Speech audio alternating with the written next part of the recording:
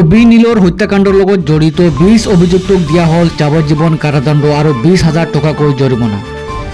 অভিযুক্তৰ ৰায়দানৰ সিদ্ধান্তক লৈ অসন্তুষ্টি অভিনীলৰ বন্ধুবৰ্গ। সম্পূৰ্ণৰূপে ভিডিঅ'টো চাওক আৰু একোটা শ্বেয়াৰ কৰি বিশ্ববাসীক জনাই দিয়ক।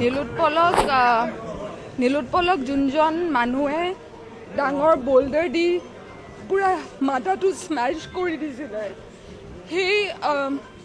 সেই অকিউজজনৰ আগেইনষ্টত তিনিটা সাক্ষীয়ে ক্লিয়াৰলি কৈছিলে কি ডাঙৰ বোল্ডাৰ দি পিনে মাথাত তাক পুৰা his face was like mutilated, পুৰা স্মেছ কৰি দিছিলে হেড এণ্ড ফেচ।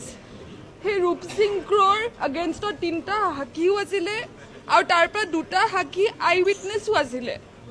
তো আই উইটনেছ থকা পিছত সেই বোল্ডাৰটো ৰিট্ৰিভো কৰা হৈছিলে। সেই বোল্ডাৰটোত ব্লাড ষ্টেইনছো পাইছিলে, সেই ব্লাড ষ্টেইনখিনি মেটছো কৰা হৈছিলে ভিক্টিমছৰ লগত। তো আমাৰ এইটো কেছৰ SPPয়ে আজিও কোৰ্টত আপিল কৰিছিলে জাজৰ আগত কি এটলিষ্ট দুজনৰ ডেথ চেণ্টেঞ্চ হ'ব লাগে, এটা আলফাজোছ টিমুং আৰু এটা ৰূপসিং ক্ৰ'।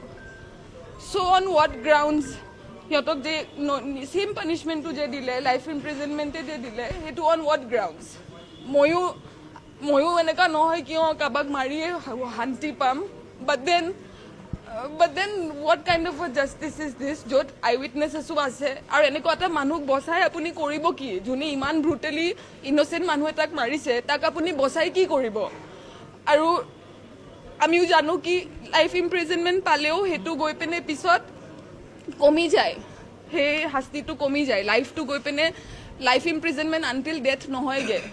বাট এটলিষ্ট যদি তেওঁক ডেথ পেনাল্টি দিলে হয়, ডেথ পেনাল্টিটো গৈ যেতিয়া লাইফ ইমপ্ৰিজনমেণ্ট হয় তেতিয়া আনটিল ডেথ লাইফ ইমপ্ৰিজনমেণ্ট হয়।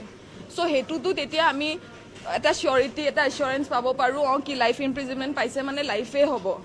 চ' সেইটো নাই। চ' মই নিজকে আৰু আংকল আণ্টিহঁতক এইটোৱে কৈ পিনে আমি নিজকে আকৌ এইটোকৈ কনচল কৰিম যে the fight is not yet over. So' যোনটো জাষ্টিচ আমি ছেশ্যন কোৰ্টত নাপালোঁ, আই হোপ আমি সেইটো হাই কোৰ্টত পাওঁ। চ' ইয়া ফৰ আছ দ্য ফাইট ষ্টিল কণ্টিনিউজ। সেইটোৱে এইখিনি আপোনালোকে এইখিনি জানে। জাষ্ট ডেট মানে এই ডিলেটো, এই 8 বছৰৰ ডিলেটোৱে বহুত প্ৰব্লেম কৰি দিলে। এতিয়া হাই কোৰ্টত উই হোপ কি সেই ডিলেটো যাতে নহয়। আৰু দেৱেন দত্তৰ কেছটোত যদি 3 মাহতে ট্ৰায়েল খতম হ'ব পাৰে, নীলোৎপল অভিজিতৰ কেছটো কিয় 8 বছৰ লাগিলে, আৰু সেইটো হাই কোৰ্টত যাতে ৰিপিট নহয়। And if that is the rarest of the rare case, তো এইটো কেছ কিয় ৰেয়াৰ নহয়, ৰেয়াৰেষ্ট অফ দ্য ৰেয়াৰ কিয় নহয়? যোনটো গ্ৰাউণ্ডছতে আজি জাজে কৈছে যে ডেথ চেণ্টেঞ্চ সেইকাৰণে দিয়া নহ'লে। চ' সেইটো আই হোপ এই বস্তুটো চেঞ্জ হয় আৰু হাই কোৰ্টত আমি একচুৱেল ট্ৰু জাষ্টিচটো যাতে পাওঁ। বিশেষ কথাখিনি, দৰকাৰী কথাখিনি, গুৰুত্বপূৰ্ণ কথাখিনি অলৰেডি পেৰেণ্টছে কৈছে।